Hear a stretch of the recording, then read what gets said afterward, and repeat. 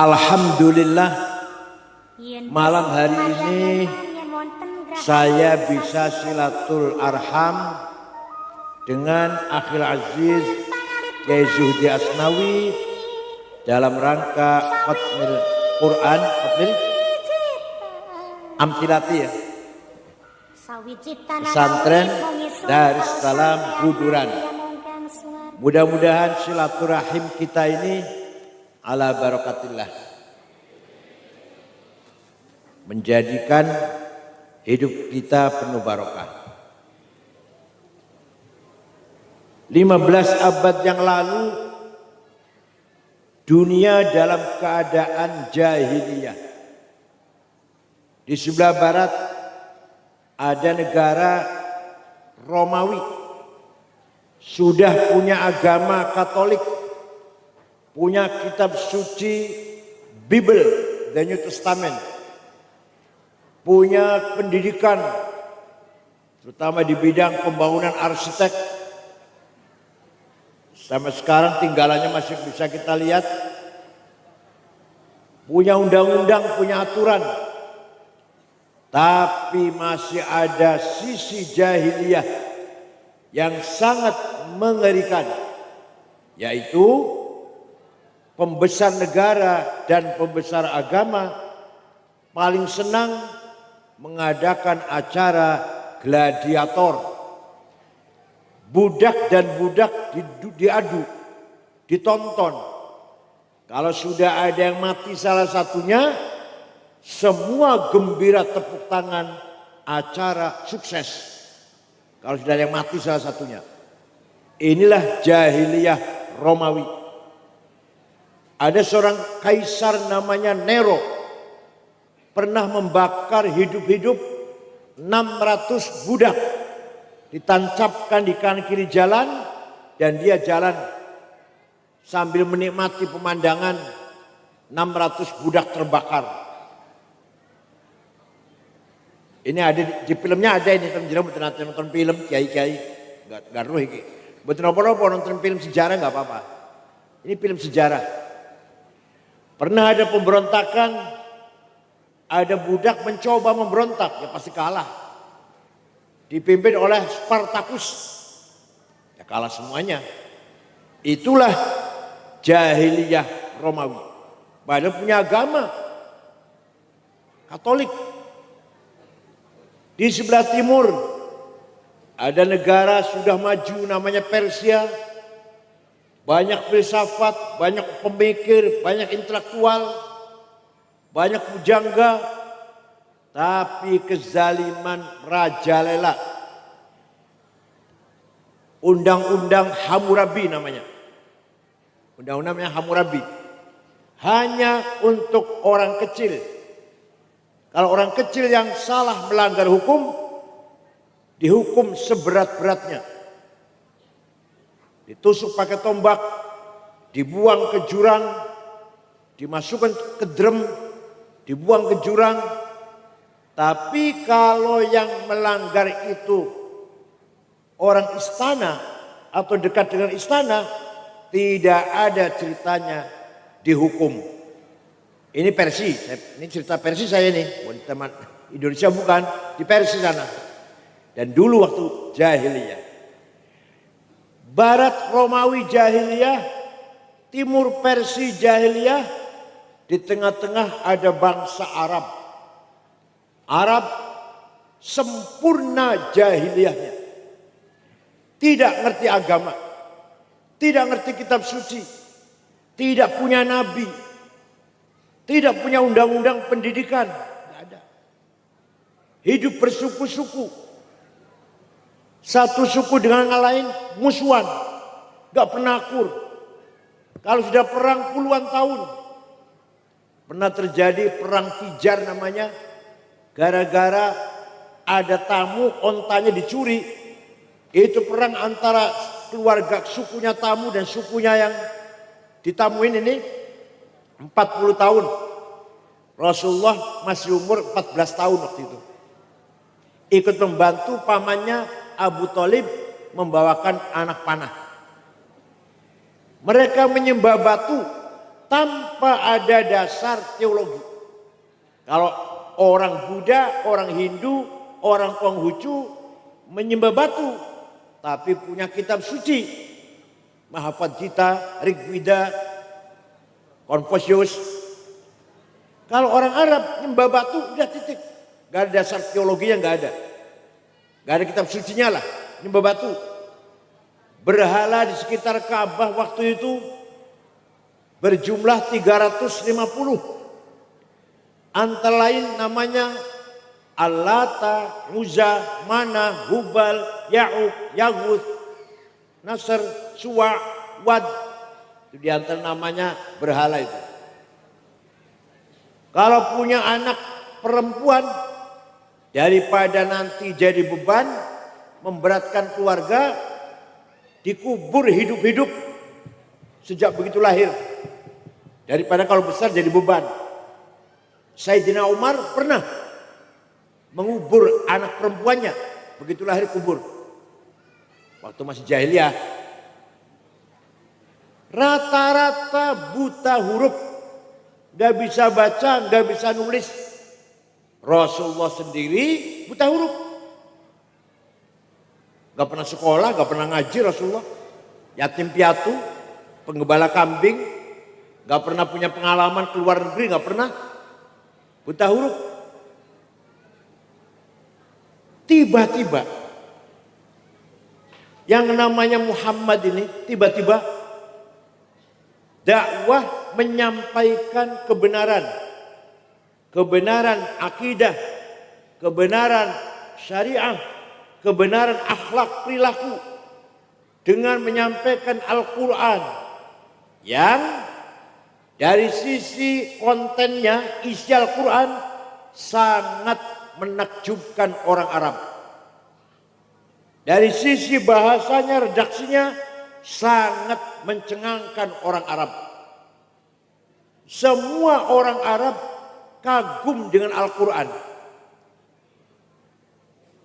Menceritakan Adam dan Hawa di sorga, kemudian melanggar aturan, larangan, memakan buah kuldi yang dilarang, diusir dari sorga. Itu dari mana Muhammad ya? Gak pernah sekolah, gak bisa baca, gak bisa tulis, gak bisa ngaji. Tiba-tiba bisa cerita Nabi Adam, Hawa di sorga. Cerita Nabi Nuh, banjir topan, semua tenggelam kecuali 80 orang yang bersama Nuh di perahu. Muhammad dari mana so cerita gitu tuh? Kami tahu dia tuh apa sih? Yatim piatu, gembala kambing, gak pernah punya pengalaman apa-apa. An-Nabiyul Ummi, Ummi buta huruf. Nabi Muhammad tuh gak bisa baca, gak bisa tulis. Cerita Nabi Musa yang punya tongkat hebat, dipukulkan ke batu bisa keluar 12 air, 12 apa? Air mengalir. Dipukulkan ke melawan tukang sihir, mengeluarkan ular, jadi ular dan mengalahkan ular-ular tukang sihir itu. Dipukulkan ke Laut Merah, jadi jalan tol Laut Merahnya itu. Kon itu Muhammad kok cerita ngono gitu. Cerita Nabi Isa Ibnu Maryam, Nabi yang dilahirkan tanpa ayah dari Siti Maryam Al-Batul, yang tetap perawan walaupun punya anak Isa. Dan Nabi Isa bisa menyembuhkan segala penyakit. Orang lumpuh, orang buta sembuh oleh Nabi Isa. Yang heran ini Muhammad itu cerita gitu dari mana?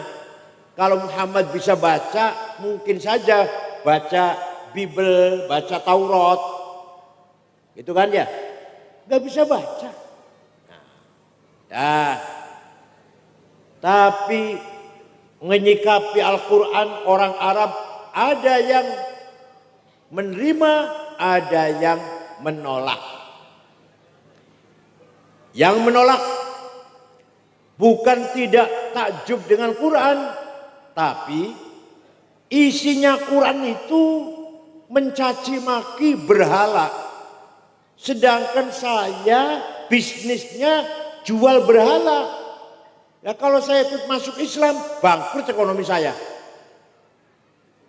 Misalkan yang diajarkan Kiai Zuhdi ini bagus.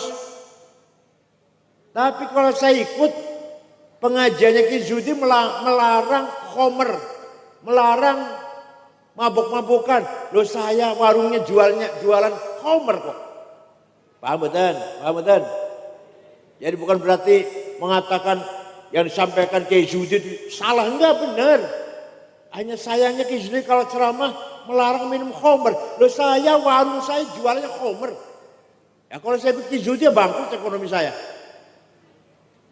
Ada lagi yang Muhammad itu benar. Tapi kalau saya ikut Muhammad, gengsi ah. Saya ini darah biru. Tumenggung Raden Kanjeng Doro. Muhammad itu apa? Kalau saya ikut Kiai Zuhdi, aduh gengsi ya. Saya ini ningrat. Turun keraton. Musuh Kiai Zuhdi yang alah. Bocah wingi sore lah. Ada yang gitu. Ada lagi yang kalau mendengarkan Quran dari Muhammad ada ancaman neraka. Barang siapa dosa neraka. Aduh, daripada mendengarkan itu saya lebih enggak dengar lah. Lebih enggak dengar saya. Daripada mendengarkan ceramah barang siapa dosa, maksiat, mabuk-mabukan, zina, membunuh orang, mencuri, neraka. Aduh, daripada mendengar itu lebih baik saya enggak ngaji lah. Ada yang itu ada di Sragen, ada yang itu. Ada ya? Enggak ada. Orang baik-baik semua Sragen. Ini jahiliyah orang Arab dulu. Kalau yang menerima juga banyak. Antara lain Sayyidina Umar ibn Khattab. Beliau meninggalkan kota Mekah 2 minggu. Pulang dari pepergian, masuk kota Mekah, mendengar adiknya Fatimah bintil Khattab dan suaminya Sa'id bin Amr bin Nufail masuk Islam. Kaget Umar, adik saya masuk Islam apa-apaan nih? Saya tempelengin. Datang ke rumahnya, mau dipukulin. Ternyata adiknya Fatimah sedang baca Quran. Sampai Umar di pintu dengar adiknya baca Quran.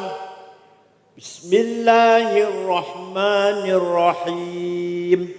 Taha ma anzalna 'alaikal Qur'ana litashqa illa tadhkiratan liman yakhsha tanzilan mimman khalaqal arda was samawatil ula ar-rahmanu 'alal 'arsy istawa. Toha, wahai Muhammad, ma anzalna 'alaikal Qur'ana litashqa.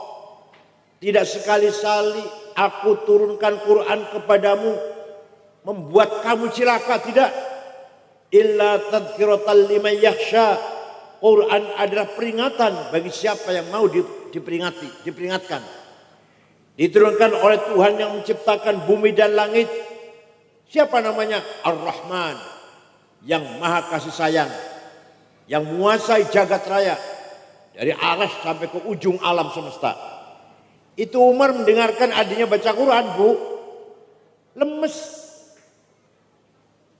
terduduk di depan pintu, terduduk. Oh, bahasa Jawa apa? Melumpruk ya, melumpruk. Terduduk. Yang tadi mau nempelengin adiknya malah nggak mungkin, lemes sudah. Ketok pintu, buka pintu, dia baca tulisan surat Toha yang tadi baca adiknya. Selesai baca, apa kata Umar? Aina Muhammad al-an? Di mana sekarang Muhammad? Di sana, di jihad, di rumahnya sahabat Arqam bin Abil Arqam. Umar lari ke sana. Betul, Rasulullah dengan para sahabatnya ada di dalam rumah itu. Sedang belajar Al-Quran. Umar ketok pintu. Para sahabat ketakutan karena Umar itu terkenal preman. Terkenal galak preman. Tapi Rasulullah dengan tenang membuka pintu itu. Umar masuk langsung memeluk Rasulullah. Dan menyatakan masuk membaca 2 syahadat. Setelah masuk Islam, apa kata Umar? Ya Rasulullah, wahai Rasulullah, ya ashabi, wahai rekan-rekan semuanya, mulai besok sholat ngaji Quran di masjid, jangan di sini, jangan sembunyi di sini, di Masjidil Haram. Jangan takut ada saya. Jangan takut ada saya. Wahai orang Mekah, barang siapa yang ingin istrinya jadi janda, yang ingin anaknya jadi yatim, lawan saya. Nah, jadi perjuangan Kiai Zuhdi, Pak Srianto mana? Ayo Pak Srianto, harus ada orang kayak gitu. Jangan takut perjuang NU, ada saya. Ada nggak? Ada belum? Kiai Zuhdi harus ada orang itu. Jangan takut Zuhdi, teruskan membesarkan pesantren Darussalam. Jangan takut, ada saya. Udah punya belum orang kayak itu? Harus ada, harus ada. Negara juga ada TNI kok. Tujuan TNI kan gitu. Negara,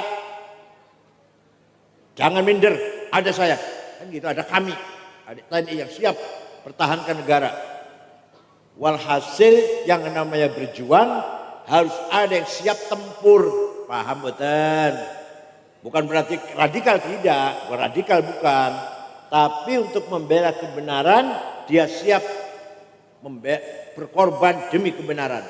Nah, itulah cerita sedikit tentang Islamnya Sayyidina Umar.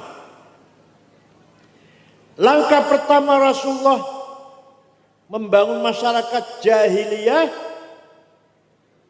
huwallazi ba'atha fil ummiyina rasulan minhum yatlu alaihim ayati wa yuzakkihim wa yu'allimuhumul kitaba wal hikmah wa in kanu min qablu lafi dhalalim mubin. Langkah pertama Rasulullah membangun masyarakat yang primitif, yang biadab, yang buta huruf itu dengan menyampaikan bacaan Al-Quran. Maka setiap pesantren utamakan ngaji Al-Quran face to face, wajhan biwajhin, mubasyarah, satu-satu ngaji Quran tuh. Gak mungkin guru baca terus ayo ikut, gak akan bagus, gak akan sempurna. Guru baca di kelas, anak ayo ikut, ayo nirukan anak-anak, gak mungkin bagus. Satu-satu, antri satu-satu. Itu ngaji Quran caranya seperti itu, supaya benar bacanya.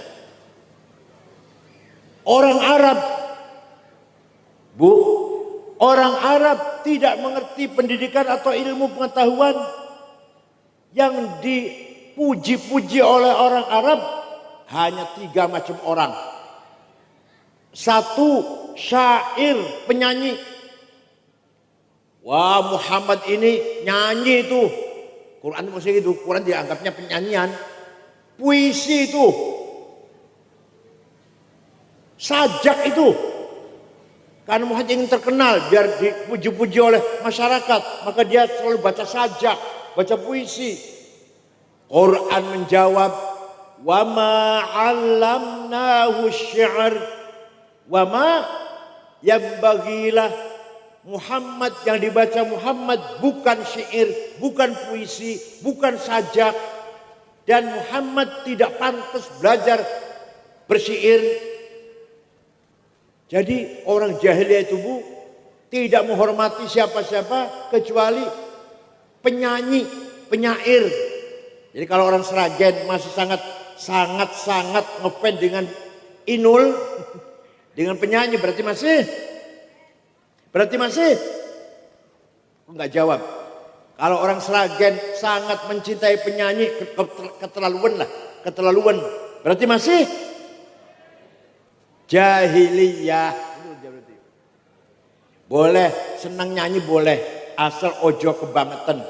Mosok ndelok dangdut kan ora salat isya, ora salat subuh, gak boleh. Senang sederhana, sedang saja boleh. Ada pernikahan, ada nyanyian karena senang gembira nikah, atau ada apalah. sesuai acara yang harus digembirakan, nyanyi sederhana.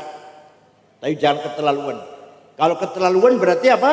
Abu jahiliyah. Apa? Yang kedua, orang Arab menganggap Muhammad itu yang dibaca Muhammad mantra-mantra kedukunan itu. Quran jawab, wala biqauli kahin. Yang dibaca Muhammad bukan mantra-mantra dukun. Muhammad ingin terkenal itu. Yang dibaca itu mantra-mantra dukun itu. Quran jawab, bukan. Bukan mantra-mantra dukun. Orang Sragen kalau masih sangat percaya kalau dukun berarti betul. Betul nopo kalau soal sekali-kali minta doa nggak apa-apa tuh kalau sangat orang golek duit hanya mengandalkan jampi dari dukun, salah itu. Gak sekolah nanti pinter dewe, gak cari uang nanti kan kaya sendiri. Soalnya itu aku duit jampi ini. Salah itu. Yang ketiga, orang Arab menuduh Muhammad yang dibaca Muhammad itu santet, sihir. Quran menjawab, wa ma yang mereka menuduh. Wa yaquluna in hadza illa sihrun mubin. Dibaca Muhammad ini jelas sihir ini. Quran itu dianggapnya sihir. Quran menjawab, wa ma yantiqu 'anil hawa wa illa wahyu yuha. Yang dibaca Muhammad bukan dari hawa nafsunya, bukan dari kemauan kepentingan dirinya. Yang dibaca Muhammad adalah wahyu langsung dari Allah, bukan kemauan apa kepentingan dirinya, bukan.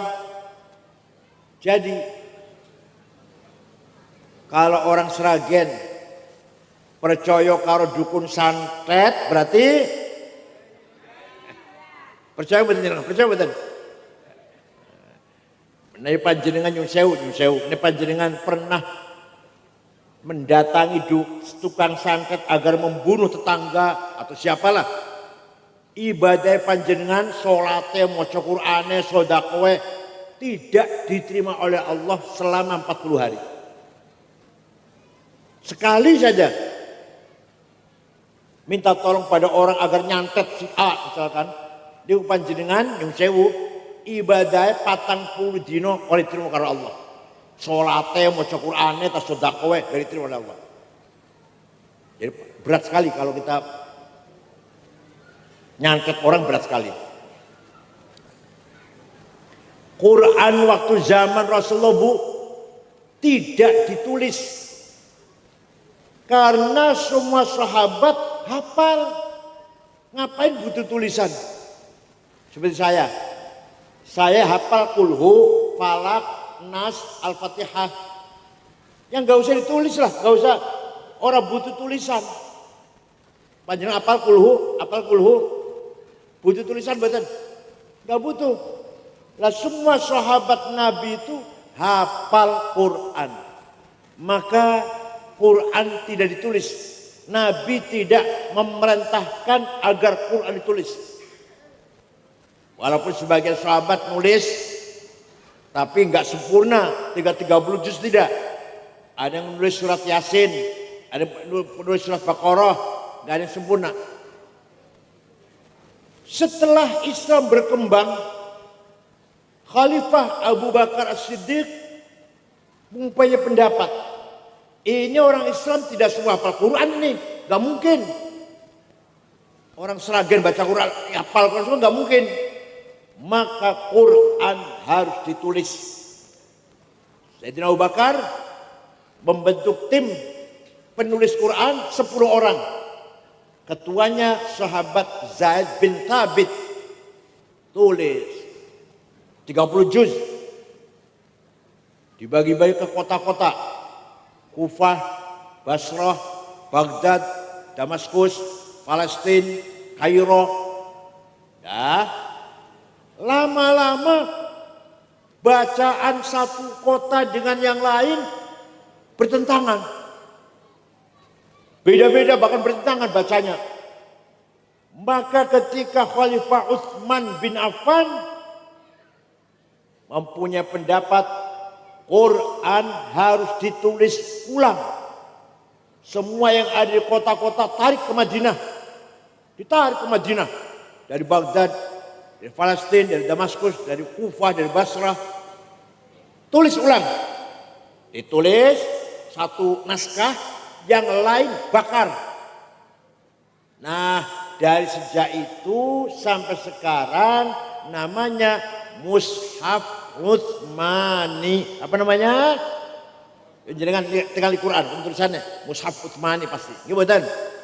Jangan dikira mushaf tulisannya Pak Utsman dodol baso ngalun-alun, enggak, itu bukan. Utsman siapa? Utsman siapa? Utsman siapa?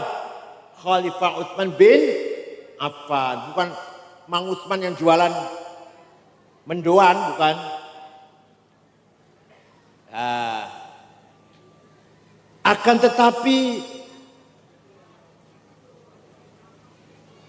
tulisan Quran zaman Sayyidina Utsman belum sempurna tulisannya. Belum sempurna. Apa? Titik saja tidak ada. Jadi ba, ta, nun, ya, podo. Jim, ha, ko, gak ada bedanya. Dal, dal, sami. Ro, zai, sama. Maka harus disempurnakan. Setelah orang Islam semakin bertambah. Gak bisa baca kalau gak ada titiknya, gak ada bedanya satu huruf dengan yang lain. Tahun 59 Hijriah mulailah Quran diberi titik oleh seorang ulama namanya Abul Aswad Ad-Du'ali. Bukan sahabat, bukan ulama, bukan sahabat. Sudah ada titik, masih banyak orang kesulitan baca Quran. Maka tahun 170 Hijriah ada ulama namanya Imam Khalil bin Ahmad Al-Farahidi bikin harokat fathah, dhammah, kasroh, fathaten, dhammaten, kasroten, tasdid, sukun, yang bikin namanya Imam Khalil bin Ahmad Al-Farahidi. Sudah ada titik, sudah ada harokat. Nyun sewu, orang Banyumas, Purbalingga, Purwokerto, Banjarnegara, Kebumen, kalau baca Quran sampai sekarang, innallaha wasi'un ngalim. Gimana? Seragam betul ya? Seragam betul ya? Botan. Kalau panggil saya, nyebut nama saya, Kiai Sangit Ngakil. Insyaallah. Alhamdulillah jamangah. Artinya apa?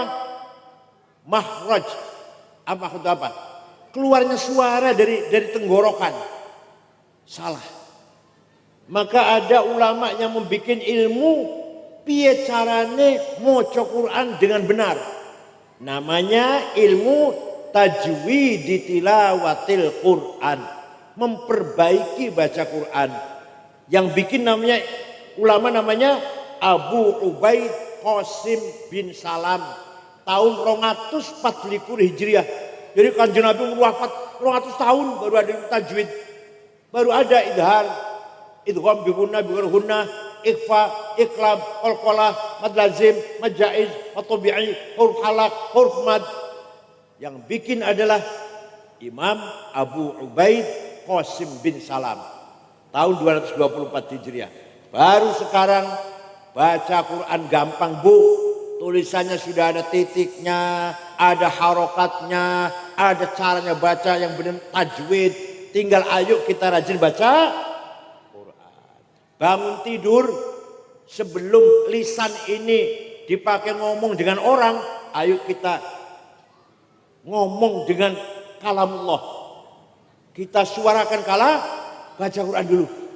Nanti jam 10 gampang tukaran karo tonggo yang knowledge lah jam 10. Betul-betul yang tukaran. Ini artinya silakan lisan dipakai untuk orang lain kalau sudah setelah baca Quran. Tapi bangun tidur yang pertama kali kita keluar dari lisan kita kalamullah. Siap Bu, siap? Siap? Kalau yang belum bisa ayo belajar. Udah tua, ya justru sudah tua, yuk kudu belajar. Saya udah tua, udah punya cucu 10, urung iso maca Quran. Makanya harus belajar, sudah tua. Kalau tua kan jalur mana ya? Kalau udah tua kan jalur mana ya? Sebentar lagi kan, seperti saya udah tua nih. Saya udah umur 72 tahun. Bentar lagi gak akan lama lagi. Kalau belum bisa baca Quran sudah 72 kayak saya ini, harus belajar. Justru sudah tua, cedek mati nih, ayo belajar Quran. Paham buatan Bu? Ayo belajar baca Quran. Durung hatam, kok sudah meninggal dunia, insya Allah Quran yang belum hatam itu akan menjadi syafaat bagi kita semuanya. Ayatu haqqin minar rahmani muhdathatun qadimatun sifatul mausufi bil qidami damat ladaina fafaqat kulla mu'jizatin minan nabiyina id ja'at walam tadumi qarrat biha ainu qariha faqultu lahu laqad dhafirta bihablillahi fa'tasimi in tatluha khifatan min harri nari ladha atfata nara ladha min wardiya syabimi. Quran itu sangat unik. Uniknya gimana? Dari lahirnya, mushaf lahirnya baru dicetak di Madinah, dicetak di Surabaya, di Jakarta tahun sekian, kertasnya barang anyar, tintanya barang baru, yang menulis, yang mencetak manusia, makhluk baru. Berarti Quran baru ini. Paham betul? Hadithah. Tapi Quran sebagai sifatul kalamillah, sifat kalamnya Allah, qadimah. Azali, qadim. Ya Quran itu ya baru, ya azali, ya hadithah, ya qadimah. Quran itu. Dari sisi lahir mushafnya baru. Dicetak tanggal sekian tahun sekian baru kan ada tanggalnya ada harinya. Tapi sebagai sifatul kalam lidzatil qadimah, zatnya Allah, maka Quran qadimah. Paham betul Bu? Ya, Quran itu ya hadis ya qadim. Nah, dan Quran itu mujizat yang langgeng bersama kita. Tadi saya ceritakan mujizatnya Nabi Ibrahim dibakar buatan mempan.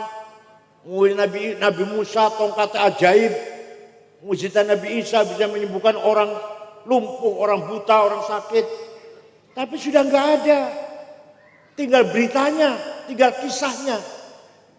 Tapi kalau Quran sebagai mujizat Rasulullah sampai sekarang masih ada. Ila yaumil qiyamah. Beda dengan mujizat Nabi Musa, tongkat, udah nggak ada sudah. Tinggal ceritain kok kisahnya begini-begini.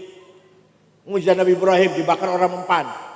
Nabi Nuh semua tenggelam kecuali Nabi Nuh dan 80 orang. Nabi-nabi yang lain dah mujizat luar biasa. Tapi hilang sudah. Kalau Quran sampai sekarang. Paham betul Bu? Qarrat bi'ainu qariya faqultu lahu laqad dhafirta bihablillahi fa'tasimi. Quran kalau dibaca membikin kita tenang. Gelisah, utangnya akeh, jaganya bangkrut, pertanyaan gagal, nyalon DPR gagal, ayo baca Quran. Insya Allah artinya tenang. Istrinya lari kembali ke orang tuanya lah. Istrinya lari, anaknya menyakitkan, ditukari tonggomsan, tangganya galak-galak, baca Quran. Insya Allah artinya kita tentrem. Percaya betul? Percaya betul? Ayo dilakon. Percaya kali itu dilakon monggo.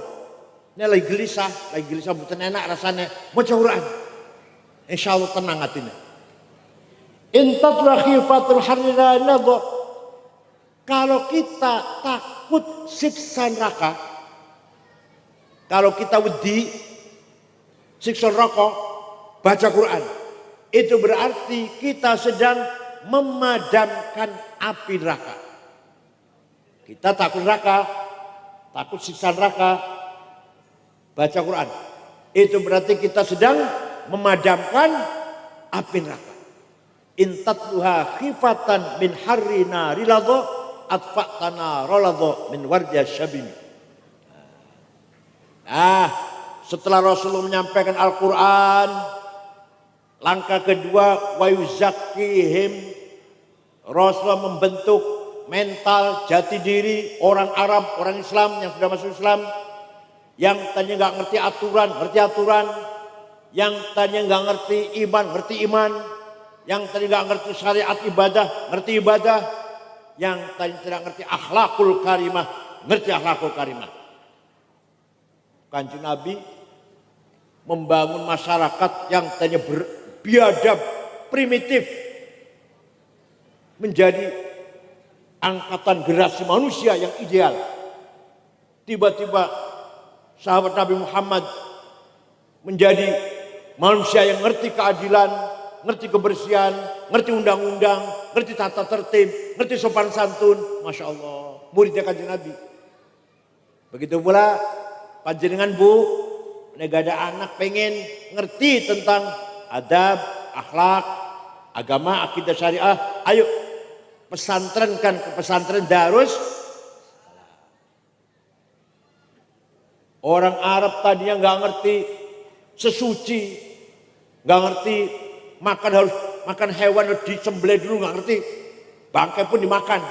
Orang jahiliyah punya anak perempuan tadi ditanam hidup-hidup, dikubur hidup, setelah masuk Islam meninggalkan itu semua. Suka perang, mudah perang, sampai sekarang udah perang sih sampai sekarang.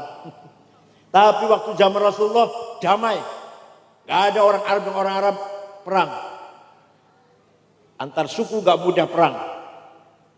Ya Allah, sukses Nabi Muhammad. Wa yuzakkihim, membangun akhlaknya orang Arab. Wa innamal umamul akhlaqu ma baqiyat fa inhumu dhahabat akhlaquhum dhahabu. Martabat derajate wong Sragen tergantung akhlaknya, bukan agamanya. Bambu bukan agamanya. Ono wong, ono tiang badhe kesah Sragen. Mau kemana Mas? Ke Sragen. Yang ditanyakan bukan agamanya apa, enggak. NU apa Muhammadiyah? Enggak tanya enggak. 01 apa 02 apa 03, enggak ditanyakan itu. Yang ditanyakan orang Sragen baik-baik tidak ya? Oh baik-baik. Saya pernah ke sana sholat di masjid, dompet ketinggalan toilet 2 hari masih utuh. Tuh orang Sragen tuh, insyaallah. Ojo suwali ojo apa? Saum mama niki mboten saum mama tok niki. Berarti budi Mas, orang Sragen. Yang ditanyakan orang Sragen baik-baik enggak ya? Waduh, hati-hati kata. Ngati-hati orang Sragen ini maling kabeh. Saum mama niki ngomong. Aku pernah sholat nang masjid, sepatu hilang. Koncoku pernah sepeda motor hilang. Gak aman, aku gak aman, hati-hati. Ayo derajatnya turun betul. Ini contoh kecil. Contoh besar. Negara Afghanistan terdiri dari 7 suku. Kita sukunya 400 lebih Indonesia ini. Afghanistan hanya 7 suku. Agamanya 100% Islam. 97% ahli sunnah wal jamaah. 3% Syiah. Perang saudara, paten-patenan, bom-boman. Sudah 1 juta lebih orang mati. Sesama Afghanistan, sesama Islam. Sudah lebih dari 40 tahun. Bom meledak di mana-mana. Di jalan, di kantor, di pasar, di madrasah, di rumah sakit, di masjid. Lagi sholat Jumat, ada bom yang mati 800. 2 tahun yang lalu kan. Lagi maulid Nabi, bom meledak. Lagi acara maulid Nabi. Presidennya hafal Quran. Presidennya hafid Quran. Namanya Profesor Burhanuddin Rabbani. Dibunuh oleh Taliban. Kafir, antek Amerika ini. Coba. Hafal Quran kafir katanya. Hafal Quran kafir. Ono becawadon nyanyi, ditembak, mati. Kenapa? Perempuan haram nyanyi. Oh jadi nyanyi haram, mati ini orang haram. Afghanistan tuh. Ayo, sampai sekarang belum aman Afghanistan. Islam kabeh. Ayo panjenengan pengen buatan mereka, pengen buatan. Tapi suang-sulipun Jepang agamanya nggak jelas, namanya agama Shinto, bukan Islam, bukan Kristen, bukan Buddha, bukan Hindu, namanya agama Shinto. Tapi orang Jepang tertib, bersih, gak ada copet, gak ada jambret, gak ada calo. Seragam wonten calo wonten? Wonten, alhamdulillah. Pejabat gak ada yang korupsi. Ibu kota Tokyo segitu ramenya, boten wonten polisi jaga jalan. Supir semua tertib, gak ada yang melanggar supir itu. Bukan apa-apa, malu kalau melanggar. Pejabat tidak korupsi, bukan takut neraka. Gak ngerti neraka orang Jepang, maupun neraka ini. Malu kalau ketahuan. Saya malu, istri malu, anak cucu malu. Saudara semuanya malu. Kalau saya ketangkep korupsi. Itu orang Jepang. Waktu kesebelasan sepak bola Jepang main di Doha Qatar, di negara Qatar. Ratusan anak Jepang nonton, pemuda Jepang nonton, supporter. Bubar dari main, bekas duduknya penonton Jepang bersih, tidak ada satu helai sampah pun. Orang plastik, orang puntung rokok, turun Jepang itu. Ayo pengen betul, dalam mereka pengen betul. Aman, kalau berkompromi sekawan, terakhir meresmikan masjid di pinggiran kota Tokyo. Dengan istri saya malam-malam jalan, gak ada rasa takut, gak ada rasa khawatir. Aman, pengen betul dalam mereka. Ayo ciptakan keamanan di Sragen agar orang datang ke sini merasa aman, tentram dan damai. Siap? Saya pernah pergi ke negara Mali, Afrika Barat. 6 ormas NU, Muhammadiyah, Wasliyah, Al-Irsyad, Syarikat Islam, Nahdlatul Wathon, 5 hari di sana. Perjalanan 23 jam, Jakarta, Dubai, Aljazair, Tembakau ibu kota namanya. Di ibu kota Tembakau tidak ada rumah dikunci, ditutup pintunya. Tidak ada rumah dikunci jendelanya. Sepeda motor ditinggal di latar, kuncinya masih gantung. Ayo coba Sragen ya. Boleh coba Sragen mau? Mulai besok ya. Rumah gak usah dikunci ya. Sepeda motor gak usah dimasukkan, tinggal di latar ya. Coba. Islam semua padahal, rajin ngaji semuanya. Ini negara Mali. Saya pernah pergi ke negara Australia tahun 2012, sudah lama, 2012. Undangan selama muter-muter 6 kota. Canberra, Melbourne, Adelaide, Brisbane, terakhir ibu kota Sydney. Selama baca zuhur di masjid besar, tadinya gereja jadi masjid. Berasar, ba'da asar, belanja, oleh-oleh, besok mau pulang. Kaos, gantungan kunci, kipas, kenangan lah. Dapat 1 kardus, bawa ke hotel, beresin. HP saya tidak ada, lupa saya HP di mana itu.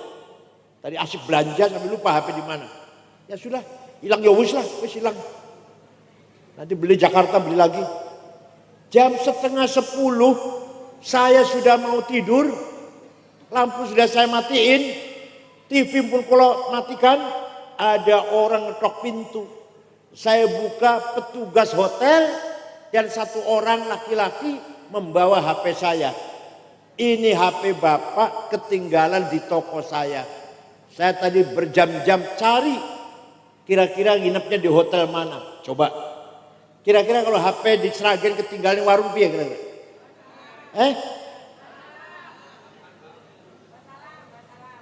Ini namanya akhlak. Apa namanya?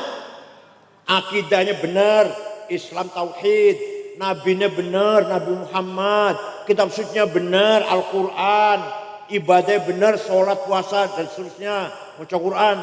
Tapi akhlaknya di Cirebon, orang Cirebon masih sangat jauh dari yang ajaran Islam diajar oleh agama Islam. Bahkan belakangan ini ada teroris yang mengatasnamakan Islam. Cirebon gak ketinggalan. Saya hitung dari Lamongan dulu ya. Amrozi, Ali Hufron, Ali Imron, Mukhlas. Pasuruan, Salim Mubarak At-Tamimi. Batang, Dulmatin. Pemalang, Umar Patek, namanya Hisham Bawazir namanya. Mana lagi? Tegal, Ahmad Ali. Cirebon, Saifuddin. Kuningan, Syarifuddin. Indramayu, Muazzam. Banten, Imam Samudra. Lampung, Baraja. Alhamdulillah Cirebon gak ketinggalan, ada itu. Cianjur, Hambali. Ini masih ada, Hambali masih hidup nih, di penjara Amerika. Internasional tuh. Ya Allah. Dengan mengatasnamakan Islam. Akidahnya benar, ibadahnya benar, tapi cara berpikir, akhlaknya murad-marid itu. Pada dalam Al-Quran dikatakan, wala tasubbul ladina yad'una min dunillah fayasubbullaha adwan bighairi ilm kadzalika zayyana likulli ummatin amalahum. Jangan sekali-kali kamu orang Islam mencaci maki non muslim. Jangan caci maki orang yang tidak menyembah Allah. Jangan. Wala tasubbul ladina yad'una min dunillah. Saya ciptakan, kata Allah, saya ciptakan setiap umat mempunyai kebanggaan masing-masing. Kadzalika ja'alna likulli ummatin amalahum. Kadzalika zayyana likulli ummatin amalahum. Agamanya mereka bangga, kita juga bangga. Bahasanya mereka bangga dengan bahasanya, kita juga bangga. Budayanya, seninya, lagu-lagunya, cara model rasa masaknya, model pakaiannya. Kita punya kebanggaan, mereka juga punya kebanggaan. Tidak boleh saling mencaci maki. Orang Jawa tidak boleh mencaci maki orang Sunda. Orang Sunda nggak mencaci maki orang Madura. Tidak boleh mencaci maki orang Melayu. Batak, Dayak, Ambon, Bugis. Turunan Arab, turunan Cina, nggak boleh. Wala udwana illa 'alal zalimin, kata Rasulullah. Setiap khutbah pasti pesan begitu. Setiap khutbah Jumat. Tidak boleh ada permusuhan kecuali kepada yang melanggar hukum, yang zalim. Selama tidak melanggar hukum, tidak boleh permusuhan karena beda agama. Wah, ini Kristen, ini musuh saya, nggak boleh. Atau beda suku, ini Cina, ini musuh kita, ini nggak boleh. Wah, ini 003, 01 ini musuh saya, ini nggak boleh. Beda partai, beda madhab, beda aliran, beda ormas. Kecuali kalau orang itu melanggar hukum. Korupsi, bos narkoba, bos judi, pembunuh, perampok, pelaku kriminal, itu mari kita jadikan musuh bersama. Apalagi bos pijat, nonton, dan seragam nonton bos pijat nonton, betul nonton ya? Alhamdulillah, Cirebon kalah, Cirebon kalah seragam. Pantai pijat, rumah pijat, griyo pijat, kalah Cirebon. Seragam betul nonton, seragam betul nonton. Betul nonton, ketinggalan. Cirebon mau ketinggalan. Ya Allah. Apalagi di puncak Bogor Cianjur itu. Waduh. Ramai sekali itu. Walhasil tidak boleh ada permusuhan karena beda agama, beda suku, beda budaya, beda tradisi. Kecuali boleh, bukan hanya boleh, harus kita anggap musuh orang yang zalim, yang melanggar hukum, pelaku kriminal kejahatan, harus kita anggap musuh bersama. Tidak pandang bulu siapa itu orangnya. Paham betul? Itu akhlak Rasulullah sallallahu alaihi wasallam. Waktu Kanjeng Nabi 8 tahun di Madinah, kemudian masuk kota Mekah diikuti 12.000 sahabat. Kanjeng Nabi hijrah dari Mekah ke Madinah dengan rasa takut. Sembunyi-sembunyi, gelap-gelap malam-malam dengan Sayyidina Abu Bakar berdua. Tapi setelah 8 tahun datang ke Mekah dengan 12.000 sahabat. Orang Mekah ketakutan. Pasti Muhammad balas dendam. Mereka ngerasa salah.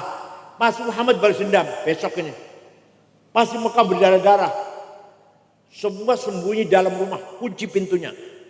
Nabi Muhammad masuk ke Mekah sekitar jam 9.10 waktu duha lah, dengan mengumumkan al-yaum yaumul marhamah, hari ini hari kasih sayang, tidak ada balas dendam, saya maafkan semua yang dulu sering melempari batu pada saya, sering mengganggu menyakiti saya maafkan. Yang dulu membunuh sahabat Yasir, Sayyidah Sumayyah, saya maafkan. Yang dulu menjemur Bilal di padang pasir, saya maafkan. Yang dulu memenjarakan, memborgol, merantai sahabat Suhaib Ar-Rumi, saya maafkan. Tidak balas dendam, saya maafkan. Setelah mendengar Nabi Muhammad mengatakan saya maafkan, semuanya keluar dari rumah menyalami Nabi Muhammad, menyatakan masuk Islam. Berbondong-bondong menyalam Muhammad, bi abi wa ummi antal karim ibnil karim ibnil karim, demi ayahku demi ibuku engkau sungguh orang mulia, putra dari seorang ayah yang mulia, cucu dari seorang kakek yang mulia. Mulia apanya? Akhlaknya. Allah memuji, ya Allah. Nyun sewu, saya muji banyak, medsos dulu, muji saya banyak, yang caci maki juga banyak, tapi yang muji saya tidak bangga. Kenapa? Karena yang muji saya sama dengan saya. Doyan iwa asin, sambal terasi, neus wareg, layu nang wese. Ngapain bangga? Saya sering caci maki, terutama waktu 212. Ya. Saya diancam mau dibunuh. Pak Kapolri Patito kirim polisi jaga rumah saya. Saya bilang nggak usah Pak, nggak usah. Saya nggak takut. Kenapa? Karena yang ngancam sama dengan saya. Nggak lebih dari saya. Doyan iwa asin, sambal terasi, neus wareg, lalu nang wese, waduh keraku. Jadi panjenengan juga gitu ya. Dipuji dengan sesama orang, jangan bangga. Dicaci maki, diancam, jangan minder. Siap? Itu. Tapi Rasulullah dipuji oleh Allah. Yang muji siapa? Quran. Fabima rahmatin minallahi lintalahum walau kunta faddan ghalidhal qalbi lan faddu min hawlik fa'fu anhum wastaghfir lahum washawirhum fil amr fa idza azamta fatawakkal 'ala Allah innallaha yuhibbul mutawakkilin. Muhammad, kamu ramah, kamu santun, kamu pemaaf. Maka mereka orang Mekah berbondong-bondong simpati masuk Islam. Wa ra'aitan nas yadkhuluna fi dinil afwaja. Lihat Muhammad. Orang Mekah berbondong-bondong masuk Islam. Yadkhulu fi dinillah. Karena apa? Karena kamu santun, ramah, halus.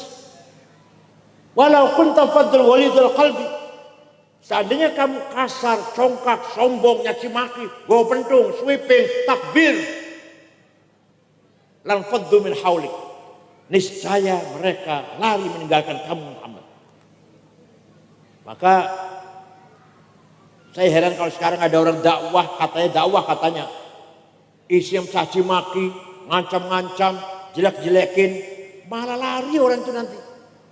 Malah gak doyan Islam kayak, paham betul? Kadang-kadang ngakunya turunan Kanjeng Nabi, ngakunya buta wallahu alam juga boleh. Boleh orang duduk ahli nasab, kalau sana ahlinya bukan. Yang jelas ngakunya turunan Kanjeng Nabi, cangkemnya kotor, Gus Dur buta mata, buta hati. Ya Allah, yang bikin Gus Dur buta itu Allah. Ente protes pada Allah itu berarti itu menghina Allah ente ini. Gus Dur buta mata, buta hati. Yang bikin matanya Gus Dur buta siapa? Buta hati, gak benar sama sekali. Gus Dur di rumah sakit habis dioperasi sarafnya, kepalanya di rumah sakit, digeraji, dioperasi. Di kamar ada orang 5. Saya, Pak Muhammad Iskandar, Pak Saifullah Yusuf, Ketua Golkar Jawa Tengah dulu Haji Wisnu namanya. Kemudian ada Menteri Koperasi Cakrawardaya zaman Pak Harto. Tiba-tiba Gus Dur, kita pelan-pelan ngomong, Gus Dur istirahat. Tiba-tiba ngendikan, aku mengko bakal jadi presiden. 5 orang ini nggak ada yang percaya, kaget, digusur konslet ini sudah rusak, sudah konslet. Setelah jadi presiden, ajudannya namanya Kolonel Sutarman. Waktu itu masih kolonel, belum istilah kombes, belum polisi. Pak Tarman, mengko bakal sampeyan dadi Kapolri. Betul percaya nih Pak Tarman, betul percaya. Tenan dari Kapolri. Suatu ketika, misalnya jadi presiden, selain dari presiden, olahraga, jogging, jalan, pagi-pagi, mampir rumah saya, kan rumah saya dan Gus Dur itu kurang dari 100 meter. Mampir, minta air putih, saya kasih air putih, minta roti tawar. AC saya buka, tidur nyenyak, ngorok di kursi itu. Tiba-tiba setelah 15 menit, 20 menit, bangun. Kang Said, mungkin sampai umur 56 jadi ketua umum PBNU. Gitu orang buta hati tuh, orang buta hati itu tuh. Pernah seminar di Gedung Pustaka Nasional. Temanya seminar mengenang Jenderal Simatupang. Orang Katolik Simatupang itu. Narasumbernya 4 orang, 2 Muslim, 2 Katolik. Yang Katolik Romo Muji Sutrisno dan Yakub Utama yang punya Kompas, orang Kompas. Almarhum sudah. Yang Muslim Gus Dur dan Jenderal Rudini seminar. Saya nganter beliau. Gak mau naik di atas, duduk di bawah dulu. Yang 3 udah di atas. Beliau di bawah. Tidur, ngorok, kemeringet malah. Orang semua tahu Gus Dur tidur, orang semua tahu. Pas giliran Gus Dur bicara, udah orang 3 udah bicara. Saya bangunkan, Gus panjenengan Gus. Naik. Omongannya orang 3, Pak Rudini, Romo Muji, Yakub Utama, dikomentari semua. Ayo, dari mana itu? Gitu buta hati namanya. Orang buta hati kayak gitu tuh. Yang ngomong itu Rizik Syihab. Gus Dur buta mata, buta hati. Said Akil, bego. Ya nggak apa-apa, kalau saya kata bego nggak apa-apa, biasa lah. Ya Allah. Barangkali niatnya dakwah Islam. Tapi dengan cara begitu salah besar. Walau kunta faddan ghalidhal qalbi lang faddu min haulik. Seandainya kau Muhammad kasar, congkak, sombong, hantam sana, hantam sini, lari orang itu, enggak masuk Islam nanti. Para wali songo dakwah di Pulau Nusantara ini dengan bahasa yang halus. Tidak ada caci maki, enggak ada kekerasan. Tanpa kekerasan wali songo sukses mengislamkan masyarakat Nusantara, mengalahkan kerajaan Majapahit, kerajaan Pajajaran, Sriwijaya tanpa diperangin. Hilang KPDW, hilang Sirno Kertanian Bumi. Ya Allah, luar biasa wali songo itu. Dakwanya dengan bil hikmah wal mau'izah hasanah. Jadi wa yu'allimuhumul kitab. Orang Arab yang tadinya bodoh menjadi ulama besar. Al-Ghazali, Ibnu Sina, Ibnu Rushd, Abu Hanifah, Bukhari, Muslim, dan seterusnya banyak banget sudah. Dan wal hikmah, orang Arab yang tadinya hatinya hitam menjadi hati yang padang, mempunyai wisdom, ngerti tentang bagaimana membangun akhlakul karimah, membangun kemakrifatan dalam hati mereka. Itu berkat Al-Qur'an. Maka insya Allah anak panjenengan yang mondok di sini ngaji Quran, insya Allah targetnya akhlaknya mulia, berilmu dan berhikmah, hatinya bersih. Berilmu yang hatinya kotor percuma itu. Penjara penuh dengan orang pintar tuh. Yang di penjara sekarang suka miskin. Yang korupsi itu orang pinter-pinter itu, insinyur, doktor. Tapi insya Allah kalau putra panjenengan mondok teng pesantren Darussalam niki pinter dan berakhlak, berhati mulia, sahibul hikmah, sahibul ilm, sahibul akhlak, tazkiyah dan sahibul hikmah. Amin ya rabbal alamin. Cekap semanten mawon. Mugi-mugi apa yang kita aturkan wonten manfaatipun. Syukran wa dumtum fil khairil barakati wan najah. Mudah-mudahan sragen umumnya ala barakatillah. Razaqullah ahla Sragen bil hayatil mutmainnah war rafahiyah wassalam. Masyarakat Sragen tenang, tentrem, damai, hidup dengan sejahtera, kuat persaudaraannya. Mudah-mudahan kita semua ala barakatillah fid dunya wal akhirah. Sugih barokah, melarat barokah. Yo ujung melarat ah. Sugih barokah. Pinter barokah. Menang jadi bupati jadi apa lah barokah. Sebenarnya barokah itu menang barokah. Sugih barokah. Karena roman, dermawan. Pinter, doktor, SH, insinyur barokah. Karena mengamalkan ilmunya, berakhlakul karimah. Mudah-mudahan kita semua dikumpulkan oleh Allah dengan ruhul kulli, ruh universal, ruhnya para nabi, para mursalin dan para sholihin, anbiya was sholihin. Nanti di akhirat mereka menjadi ruhul kulli, ruh universal. Kita yang parsial ini, yang juz'i ini bisa bergabung dengan ruh universal. Syukran wa dumtum fil barakati wan najah. Wallahu a'lam bishawab. Wassalamualaikum warahmatullahi wabarakatuh. Gak ada kiai tua. Gak ada kiai tua tuh, Mak. Bismillahirrahmanirrahim. Alhamdulillahi rabbil alamin. Hamdan katsiran tayyiban mubarakan fih. Allahumma shalli salatan kamilatan wa sallim salaman tamma ala sayyidina Muhammadin alladhi tanhallu bil fariju bil qurab wa tuqadda bil hawaij wa tunal ghaib wa husnul khatimah sasrul ghamam biwajhil karim wa ala alihi wa sahbihi fi kulli lamhatin wa nafasin min kulli ma'lumin lak. Allahumma inna nas'aluka bi annaka antallahu la ilaha illa antal ahadus samad alladzi lam yalid wa lam yulad wa lam yakul lahu kufuwan ahad badi'us samawati wal ardh أن توفقنا وأولادنا بالأعمال الصالحة وأن تحفظنا وأولادنا من المحن والفتن وأن تجعلنا وإياهم من عبادك الصالحين.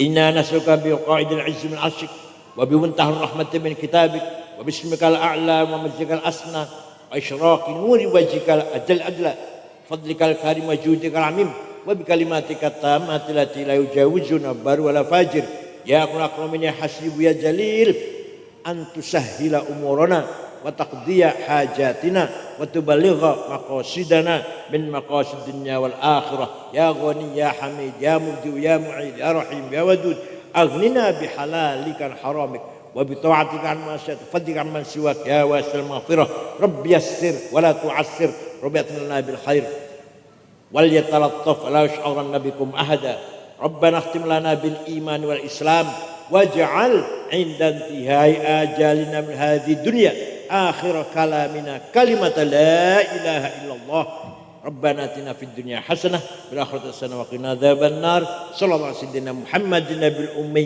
walhamdulillahi rabbil alamin al-fatihah.